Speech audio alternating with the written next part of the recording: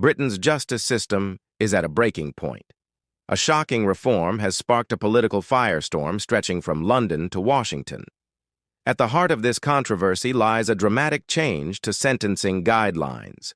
For the first time, race, gender, and personal background will officially shape punishment. Supporters argue this new system corrects historical discrimination.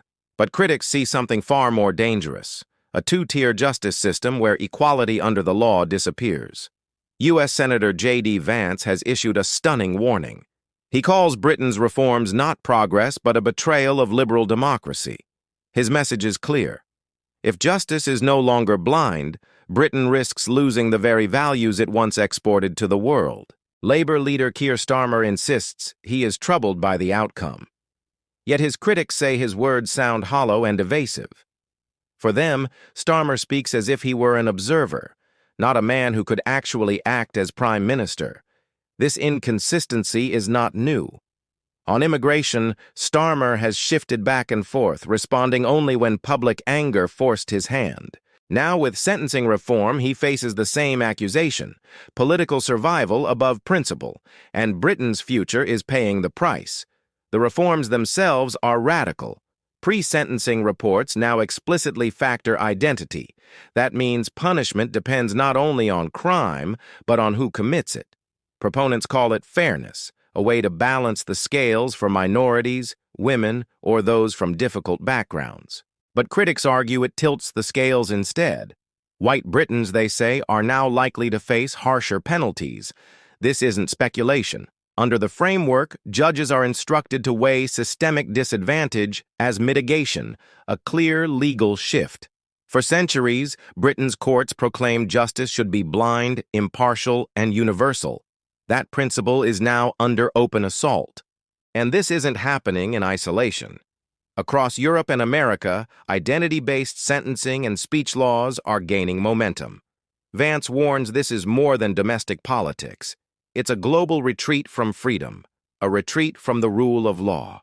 Consider his example of Adam Smith Connor, the Army veteran arrested in Britain for silently praying near an abortion clinic. He harmed no one. He spoke to no one. Yet the government still prosecuted him for breaking buffer zone restrictions. For critics, this is proof of how far Britain has drifted. Free speech is shrinking, and conscience rights are under fire. Vance argues that nations cannot demand global defense of democracy while abandoning liberal values at home. His remarks cut deep, striking at Britain's image as a bastion of liberty. The reforms raise pressing questions. If identity shapes punishment, what happens to the idea of equal protection? Can a justice system survive if citizens believe outcomes depend more on race or gender than on actions? Trust in institutions is fragile. When fairness is questioned, anger spreads quickly across communities. And in Britain, anger is indeed spreading. Critics call Starmer's government soft on crime and blind to ordinary citizens' fears. On immigration, frustration is mounting. Vance and many Britons argue open border policies undermine security and stability. Public opinion increasingly favors stronger measures. Yet Starmer hesitates, caught between activist groups and the wider electorate. The result is mistrust. Critics say his leadership is reactive, not principled, chasing polls instead of setting direction. Meanwhile, the justice reforms deepen division. Migrants and minority offenders may now receive lighter sentences for identical crimes. White Britons, in contrast, could face harsher treatment. That perception fuels resentment and threatens social cohesion. The government insists this is progress, but many citizens see it as preferential treatment disguised as reform. And across the Atlantic, American observers are watching closely. Vance warns Britain is sliding into identity politics at justice's expense. He argues this path undermines not only fairness but also stability, security, and credibility on the world stage. Free expression, too, faces unprecedented pressure. Britain's expanding hate speech laws blur the line between harmful acts and opinions.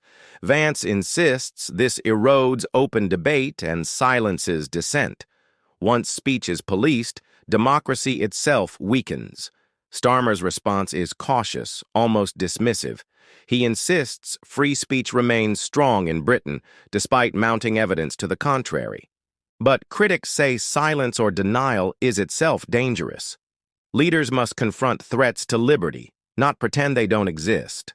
The stakes are clear. If Britain abandons blind justice, its democratic foundation itself is shaken. Across Europe, similar policies emerge. In Australia, identity-driven laws are spreading, while in America, debates over fairness intensify. This is a global trend.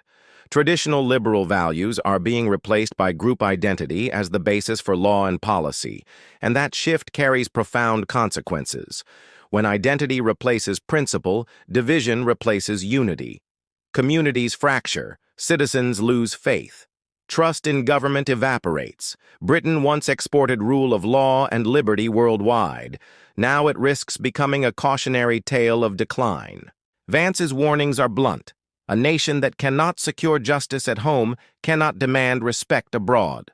Border security, fairness, free speech, these are not optional. They are essential pillars of sovereignty and democracy. All eyes are now on Britain. The next decisions could reshape not only national politics, but the global democratic order. Will Britain return to blind justice, or will identity politics harden into permanent policy? The next months could decide.